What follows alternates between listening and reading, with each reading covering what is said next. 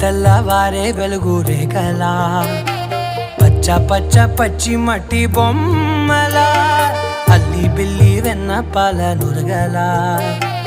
అచ్చ తెలుగు ఇంటి పూల కొమ్మలా దేవదేవుడే పంపగా ఇలా దేవతే మా ఇంట అడుగే పెట్టెనంట బ్రహ్మ కళ్ళలో కాంతులే మా అమ్మలా మా కోసం మళ్ళీ లాలి పాడేనంట.